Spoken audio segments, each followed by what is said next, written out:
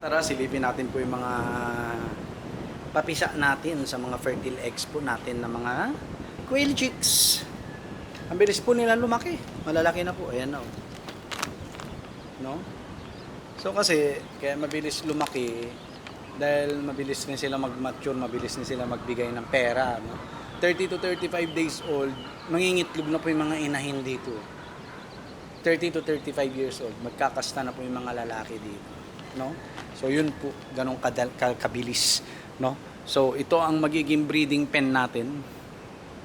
9:3.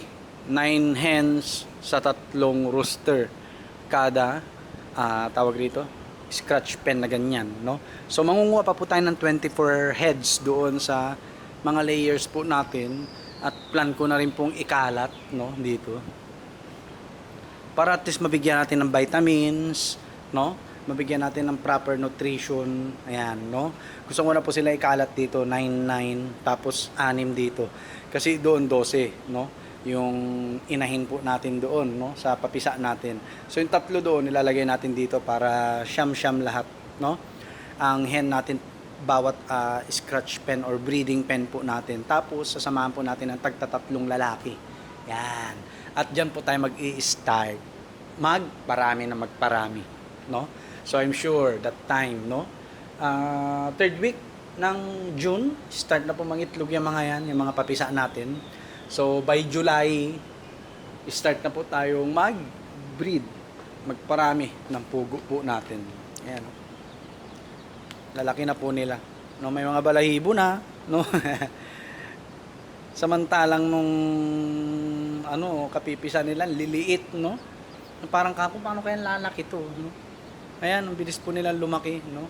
At napakaswerte po natin dahil ang dami natin lalaki. Actually, 13 lalaki po yan, kaso namatay yung isa, sad to say. Pero okay na rin yan, no? At least bigay pa rin ng Panginoon, no? Na makapagparami po tayo, no?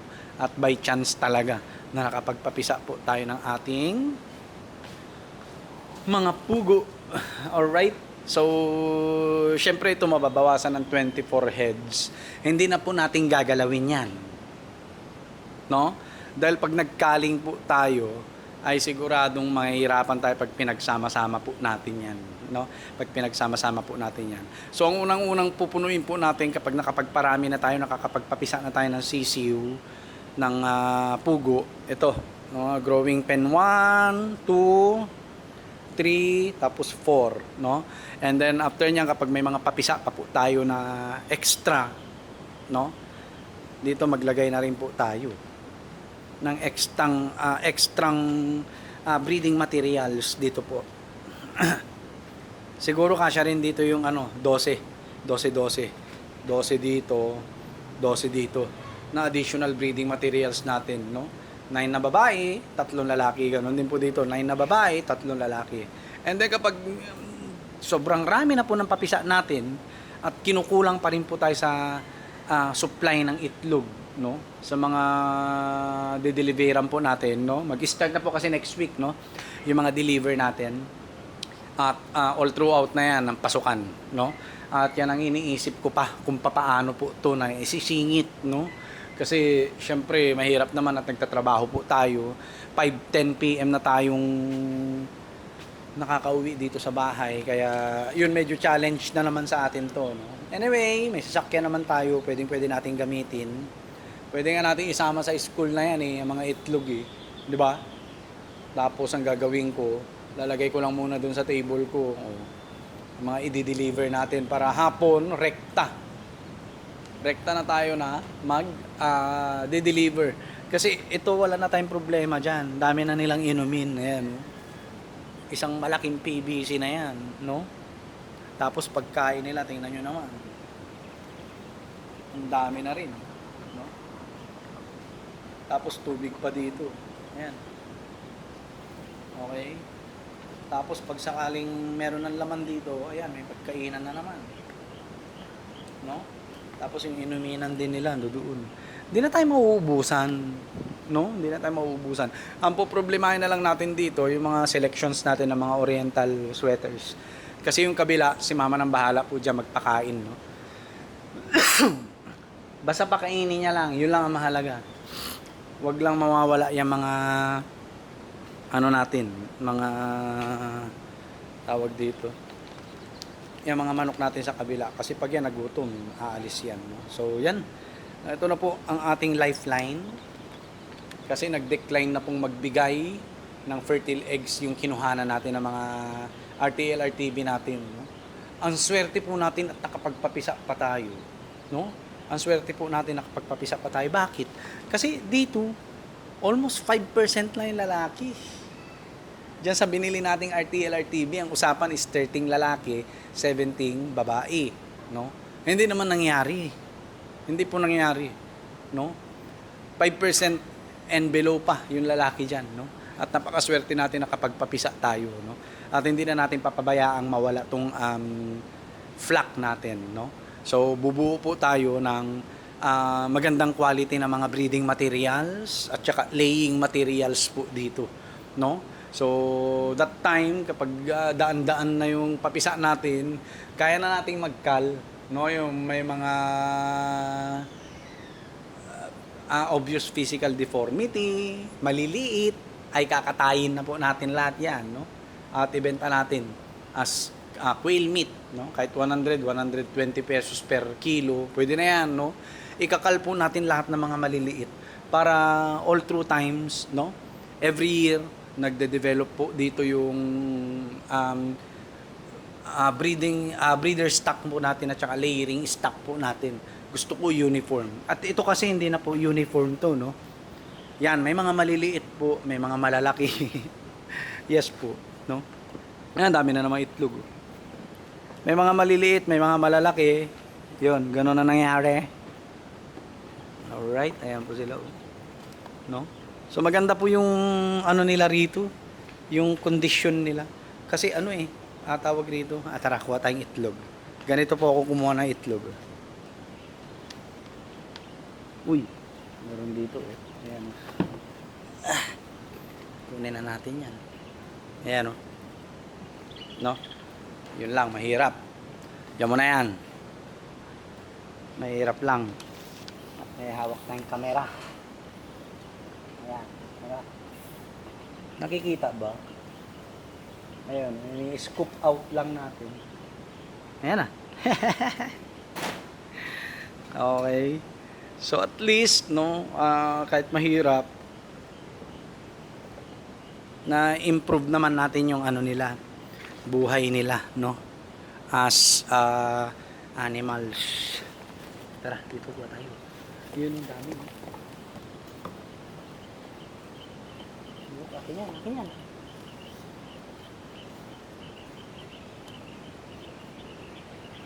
Oh, diba? Ganun lang, no? Mukhang mahirap lang po kasi may hawak tayong camera. Pero madali lang po, madali lang. Meron pa doon. Nakikita ba? Yan. Akin na to. Kahit integra 1,000 yung pinapakain natin, marami pa rin Lipat muna natin to. Dito siguro. Yan. Diyan muna kayo mga bebe. Dito ang dami Ayan Ay, nahulog pa. Madali lang rin po. Madali lang rin naman kumuha ng itlog. Nga lang medyo mas struggle siya. Hindi katulad nung una natin. Ayan. Diba? Ha? So, i-upgrade po natin yan. Yung pangkuha natin na itlog. Okay. At para at least hindi tayo nahihirapan. Meron pa dito Ayun.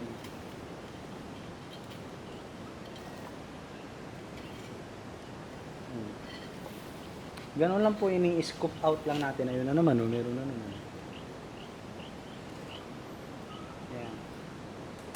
Ini-scoop out lang po natin. Bale, maiaayos natin yan, yung pamamaraan natin, no? As long as na may ayos din natin yung life po nila, no? So ayan, marami na tayo nakuha, no? Kunin natin. At least kahit papaano, Ayan o, ito na po yung nakuha natin ngayon. Sana madagdagan pa. Bali ano po kasi yung Integra na pinainom po muna na pinakain po muna natin sa kanila para maubos na. So hindi naman ako nag-aabol ng order.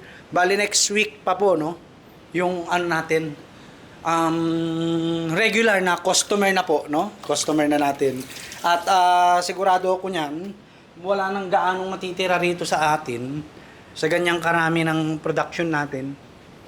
No? Yes po, wala na po talaga halos.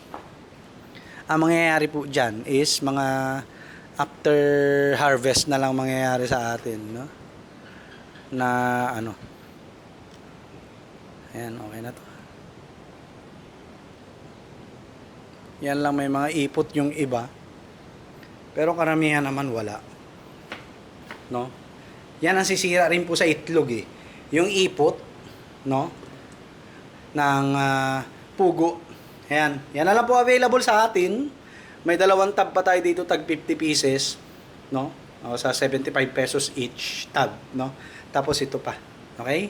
So, yun nga, no? Yung mga fertile eggs po natin ay ubos na. Ito kasi kino-consider ko na as table eggs po dahil alam nyo naman, no? Hindi pa naman napilian talaga yan, no? Kaya ganun po ang mangyayari. So, siguro bibili po tayo ng ganito natin, no? Yung maayos. Hindi yung ganyan na DIY, no? So, ayan. Mamaya na ulit tayo kukuha ng itlog nila, no? So, maganda po tong business na ito, no? Mamaya di-discuss natin bakit maraming nalulugi sa paningin ko, ha? Okay? Bakit po maraming nalulugi sa quail farming business? Ayan, no? Di-discuss natin yan mamayang gabi, no? At sulitin natin 'tong ng mga natitirang araw ng bakasyon po natin sa paggawa ng content. Ayan, no? Mag-ingay tayo sa YouTube, mag-ingay tayo sa Facebook, no? Para at least pag bumalik tayo, no, sa pag-upload natin ay madali na tayo na makilala, no? Madali na tayo makilala. So, yan, all in all goods naman. Pero kailangan kong bumili ng pang-scoop na maayos talaga. Opo, no? Pang-scoop na maayos talaga. Kasi, ang nangyayari mahirap po yun yung ginawa natin, no? Alright? So, napaka-thankful po natin, no? Dahil biniyayaan tayo. Ngayon, wala na tayong mabibilhan ng fertile eggs. Sa totoo lang po, wala na akong alam kung saan tayo bibili ng fertile eggs. Dito na lang po sa akin. Dahil nag-decline na pong magbigay, no, ng fertile eggs yung kinukuha na natin na si Kagawad Sandy, no? Ayan, no? At marami na raw silang sinusuplayan, no? Marami na silang sinusuplayan. Kaya yun na nangyari. At saka focus na sila ulit mag-incubate, no, para ibenta as RTL-RTB, no. So sa kanila po minimum is 500 heads na RTL-RTB, 36 pesos ang isa. So more or less sa 18,000 po 'yun, 18,000 pesos. Yes po, no. Ganyan po ang quail farming industry. Maramihan ng bigay talaga, no. Minimum 500 heads, minimum 1,000 heads, ganyan po, no. Kaya kung mag-i-start po kayo, no, kung may mahahanap naman kayo katulad ko, no, na nagbebenta ng fertile eggs, and soon magbebenta na rin po tayo ng day-old chicks at saka RTL-RTB, pero matagal pa po yun, siguro kalagitnaan pa ng taong ito. Bago mag-December, start na po tayo makapagbenta ng ating mga pugo na day-old chick at saka RTL-RTB. Asahan ko po yan, no? By November, December, mag-i-start na po tayo, no, na magbenta po ng mga pugo po natin. So for the meantime, focus po tayong magbuo ng healthy breeding stocks at saka layer stocks po natin, no? So mamaya di-discuss din po natin 'yan, no? Ano ang trabaho ng isang breeder para ma-maintain ang isang breeding stocks at saka layer stocks, o layering stocks, no? Pagdating sa ganitong uri ng livestock farming po. So, yun lang po. God bless po sa ating lahat. Peace!